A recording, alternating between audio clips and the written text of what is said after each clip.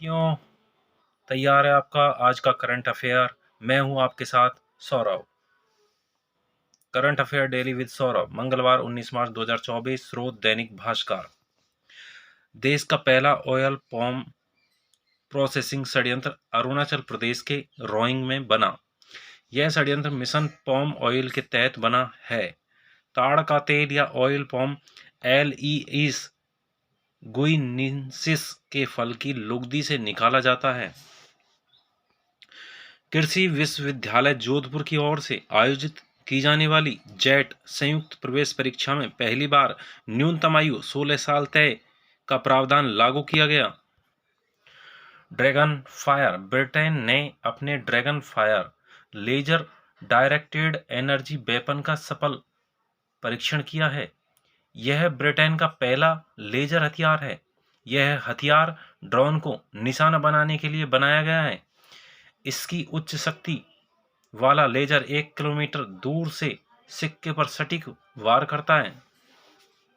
चमेली देवी जैन पुरस्कार। उत्कृष्ट महिला मीडिया पर्सन के लिए चमेली देवी जैन पुरस्कार 2024 स्वतंत्र पत्रकार ग्रीष्मा कुठार को, इंडियन एक्सप्रेस की रितिका चोपड़ा को संयुक्त रूप से दिया गया है। उत्कृष्ट महिला मीडिया पर्सन के लिए चमेली देवी जैन पुरस्कार की स्थापना 1980 में मीडिया फाउंडेशन द्वारा की गई थी।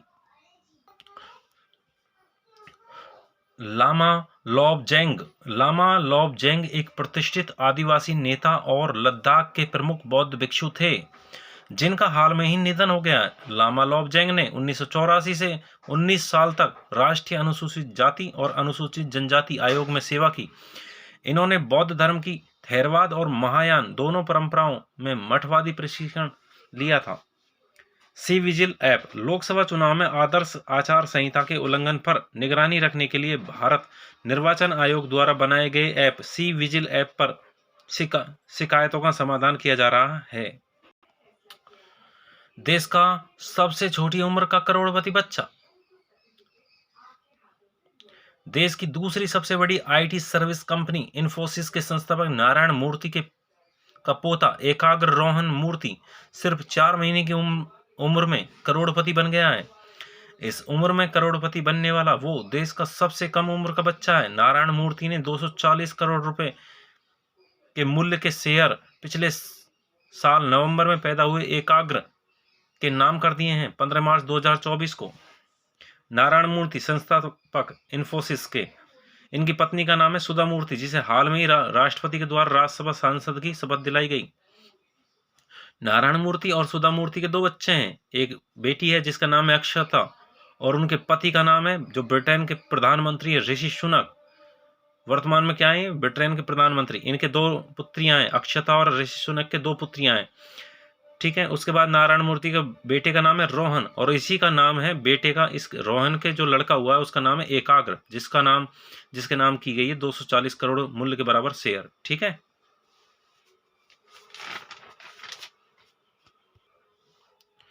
विधि विश्वविद्यालय स्थापना 26 फरवरी 2019। भवन के प्रथम चरण का शिलान्यास 16 नवंबर 2022। पूरा नाम डॉक्टर भीमराव अंबेडकर विधि विश्वविद्यालय।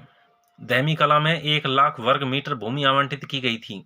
स्थायी भवन के लिए कुल 387 करोड़ रुपए स्वीकृत हुए, जिसमें प्रथम चरण में 120 करोड़ रुपए स्वीकृत हुए हैं। आखिरकार 4 साल बाद भीमराव अंबेडकर विधि विश्वविद्यालय को बगरू, जयपुर के पास बगरू नामक स्थान पर, उसमें एक गांव है दहमी कला में 120 करोड़ रुपए की लागत से बना अपना खुद का स्थायी भवन मिल गया है। 19 मार्च 1998 को पूर्व प्रधानमंत्री अटल बिहारी वाजपेयी ने दूसरी बार प्रधानमंत्री पद की शपथ ली थी। 19 मार्च 1998 को एनडीए की यह सरकार 22 मई 2004 तक चली थी। रूस में व्लादिमीर पुतिन ने 5वीं बार राष्ट्रपति बने। इनको 88% वोट मिले हैं। याद रहे, अब ये सबसे ज्यादा रूस के प्रधानमंत्री वो राष्ट्रपति बनने वाले एकमात्र व्यक्ति हो गए। इससे पहले स्टालिन थे, जिन्होंने लगभग 29 साल शासन किया था। लेकिन इनका जैसे ही 2030 में पूरा शासन काल होगा, 30 साल का हो जाएगा। फिर 5 साल पूरे करते ही, 6 साल पूरे करते ही।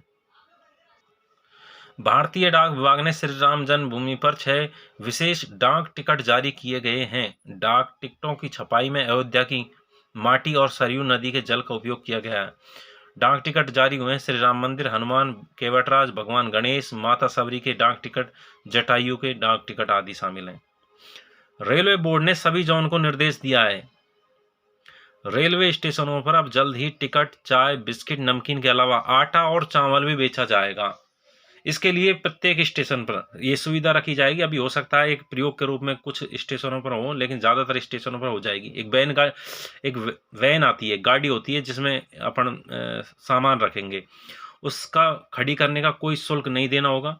प्रत्येक स्टेशन पर एक वैन गाड़ी खड़ी रहेगी जिसके लिए उससे कोई शुल्क नहीं लिया जाएगा। इस वैन में भारत आटा और भारत चावल केंद्रीय खाद्य और सार्वजनिक वितरण मंत्रालय ने बेचने की योजना बनाई है। इस योजना की शुरुआत फिलहाल पायलट प्रोजेक्ट के तौर पर 3 माह के लिए की जा रही है। इस योजना में भारत आटा 27 पॉइंट यानी 27.5 रुपये प्रति किलो तथा चावल 29 रुपये प्रति किलो के हिसाब से बेचा जाएगा। इससे ये हो जाएगा कि अब आसपास जो दूर दराज जैसे केरल साइड में जो लोग रहते हैं उनको आटे की समस्या आती है तो स्टेशन पे जाके आटा ले लेंगे। आटा और चावल की सुविधा दोनों मिल जाएगी। इंडियन वेल्स, पोलैंड की टेनिस खिलाड़ी इगा स्वातेक दूसरी बार इंडियन वेल्स चैंपियन बनी। यह स्वातेक की लगातार 20वीं जीत है। यह उनके कैरियर का 19वें साल का दूसरा खिताब टाइटल है। टी सौंदर्या राजन तेलंगाना की राज्यपाल और पुडुचेरी की उपराज्यपाल पद से इन्होंने 18 मार्च 2024 को इस्तीफा दे दिया। ये भाजपा के टिकट पर तमिलनाडु से लोकसभा चुनाव लड़ सकती है, इसलिए इन्होंने इस्तीफा दिया है। अमेरिका की space travel company space VIP अगले साल लोगों को अंतरिक्ष में डिनर का अनुभव कराएगी। इसके लिए अंतरिक्ष में इन्हें लगभग 6 घंटे की यात्रा रहेगी। यात्री केवल 6 ही लोगों को भेजा जाएगा एक बार में। खर्चा एक टिकट का यानी कि एक आदमी का खर्चा 4.10 करोड़ तो कीमत है किसकी, टिकट की।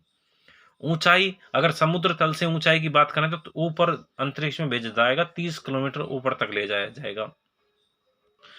चेन्नई के इंजीनियर प्रवीण कुमार ने दिव्यांगों के लिए एक ऐसा डिवाइस तैयार किया है जिससे वे हाथों के इस्तेमाल के बिना कंप्यूटर मोबाइल ऑपरेट कर सकेंगे। ऐसे दिव्यांग जिनके कमर से ऊपर का हिस्सा खराब है, ऐसे लोग माउस वेयर नामक असिस्टिव टेक्नोलॉजी को सिर में बांधा जाता है और सिर के मूवमेंट से इसे कंट्रोल किया जाएगा।